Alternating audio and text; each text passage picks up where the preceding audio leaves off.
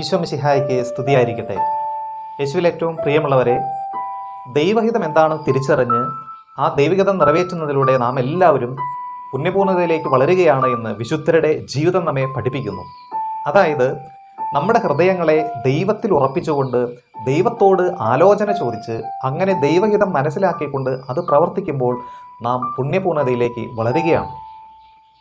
ദൈവഹിതം നിറവേറ്റുന്ന ഒരു വ്യക്തിയുടെ പ്രത്യേകത എന്താണെന്ന് ചോദിച്ചാൽ, ആ വ്യക്തി ഒന്നിനെക്കുറിച്ചും പരാതിപ്പെടുന്നില്ല.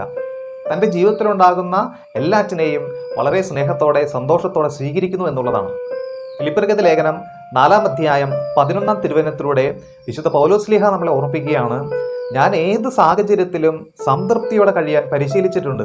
സുഖത്തിലും ദുഃഖത്തിലും സുഭിക്ഷതയിലും ദുർഭിക്ഷതയിലും ദാരിദ്ര്യത്തിനുമെല്ലാം ഞാൻ സംതൃപ്തിയോടെ കഴിയാൻ പരിശീലിച്ചു എന്ന് വിശുദ്ധ പൗലോസ്ലീഹ നമ്മളെ ഓർമ്മിപ്പിക്കുകയാണ്. 1 തിമോത്തി 6:6 വചനപ്രകാരം പറയുകയാണ്, ഉള്ളത് കൊണ്ട് തൃപ്തിപ്പെടുന്നവന് ദൈവഭക്തി വലിയ നേട്ടമാണ്, വലിയ ലാഭമാണ് എന്ന്.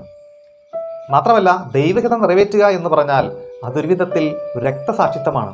കാരണം നമ്മുടെ ഹിതങ്ങൾ ഇല്ലാതാകുമ്പോൾ, നമ്മുടെ ഇഷ്ടങ്ങൾ മരിക്കുമ്പോഴാണ് ദൈവഹിതം അതിൻ്റെ പൂർണ്ണതയിൽ പൂർത്തിയാക്കുവാൻ നമുക്ക് സാധിക്കത്തുള്ളൂ.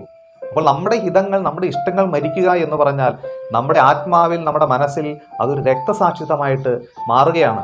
യേശുവും നമ്മളെ പഠിപ്പിക്കുന്ന പാഠം അതാണല്ലോ. യേശു പ്രകാരം പ്രാർത്ഥിച്ചില്ലേ, പിതാവേ കഴിയുമെങ്കിൽ ഈ പാനപാത്രം എന്നിൽ നിന്ന് അകറ്റണമേ, എങ്കിലും എൻ്റെ ഹിതമല്ല അങ്ങയുടെ ഹിതം നിറവേറട്ടെ. എൻ്റെ ഇഷ്ടങ്ങളെ മാറ്റിവെച്ചുകൊണ്ട് പിതാവായ ദൈവത്തിൻ്റെ ഇഷ്ടം നിറവേറുവാൻ വേണ്ടി പ്രാർത്ഥിക്കുന്ന യേശു. വാഴ്ത്തപ്പെട്ട എലിസബത്തിൻ്റെ ജീവിതത്തിലെ ഒരു സംഭവം ഇപ്രകാരം സൂചിപ്പിക്കുകയാണ്.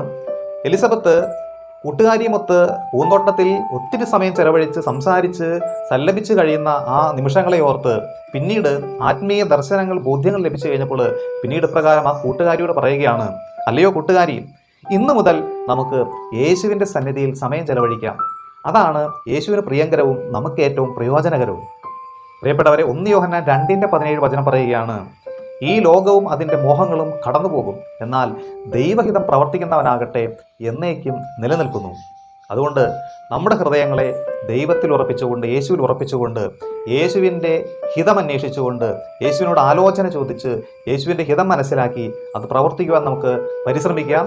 പരിശുദ്ധാത്മാവ് നമ്മളെ ശക്തിപ്പെടുത്തട്ടെ. ആമേൻ.